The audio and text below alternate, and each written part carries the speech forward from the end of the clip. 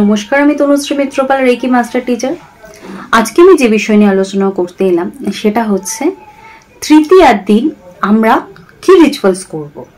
দেখুন, তৃতীয়ার দিন মায়ের যে রূপের পূজা করা হয় সেটাকে বলা হয় মা চন্দ্রঘণ্টা মা। তো এই মা বা এই দিন এই মায়ের আশীর্বাদ নিতে বা এই রিচুয়ালসগুলো করলে আমাদের লাইফে চলে আসবে স্টেবিলিটি।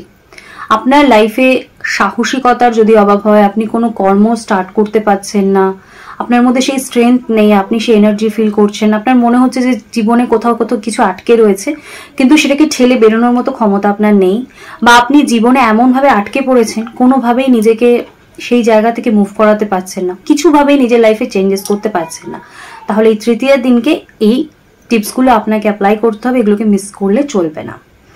তো এই মার রূপ হচ্ছে সোনালী রঙের, 10 হাতের দেবী উনি, এবং মা পদ্ম ফুল, লাল পদ্ম খুব পছন্দ করেন।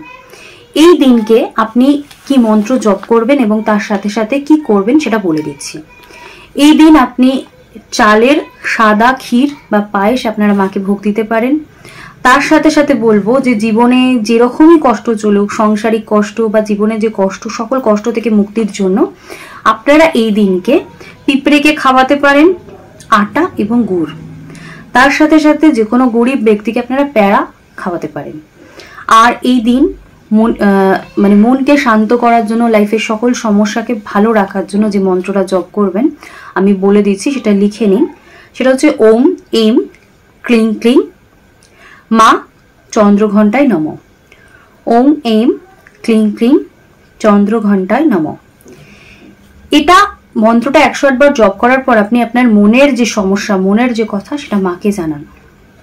দেখবেন মেন্টাল স্ট্রেংথ বা মেন্টাল পিসমেন্ট কি হয়। তার সাথে সাথে বলবো এই দিন আপনি লাল কালারের যে কোনো কিছু আপনি পরিধান করতে পারেন, তিলক টানতে পারেন, এতে কিন্তু মা খুশি হন।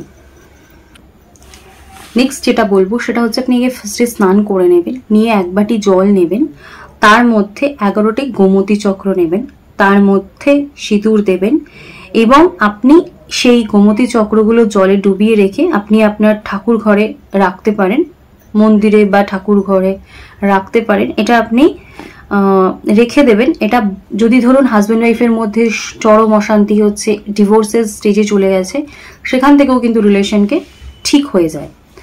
আর অবশ্য করেই ধরুন আপনি যদি কাউকে কষ্ট দিয়ে থাকেন বা আপনার থেকে যদি কেউ কষ্ট পেয়ে থাকে বা আপনি কারোর থেকে কষ্ট পেয়েছেন, যে কোনো জিনিসই হোক, হয়তো আপনি একটা নেগেটিভ রিলেশনের মধ্যে রয়েছেন, সেখান থেকে আপনি স্টেবিলিটি পাচ্ছেন না, মনের শান্তি পাচ্ছেন না, তো সেই মনের স্থিরতা বা সেই শান্তিও কিন্তু এই রিচুয়ালসের মাধ্যমে আপনি জীবনে ফিরে পেতে পারেন। এবং মায়ের আশীর্বাদ প্রাপ্তির মাধ্যমে কিন্তু আপনি যদি কারোর প্রতি কোনো অন্যায় বা ভুল করে থাকেন, সেটাও যদি আপনাকে কষ্ট দেয়, তো সেই কষ্ট থেকেও কিন্তু মুক্তি পাওয়া যায়।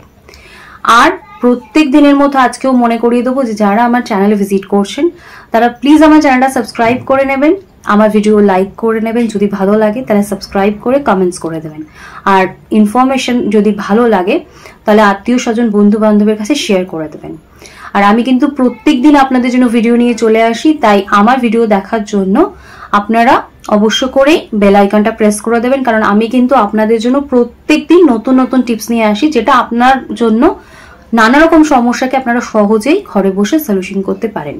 আর স্ক্রিনে যে ফোন নাম্বার যাচ্ছে সেই ফোন নাম্বারে আপনারা আমাকে সকাল 10টা থেকে সন্ধ্যে 8টা অবধি পেয়ে যাবেন।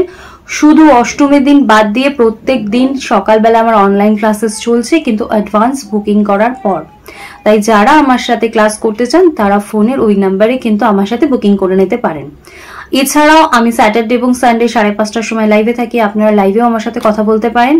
আর রেইকি যারা জানেন, রেইকি প্র্যাকটিস করবেন, সকল ভগবানকে স্মরণ করে তাদের এনার্জি রিসিভ করবেন এবং নিজেদের লাইফে সকল সমস্যাকে জীবন থেকে অনেক দূরে রাখার জন্য রেইকিকে সাথে যারা নিতে চান তারাও কিন্তু এই সময় রেইকি শিখে নিতে পারেন। তো আজকে আমি আলোচনা এখানেই শেষ করলাম। সকলে সুস্থ থাকবেন, ভালো থাকবেন, নমস্কার।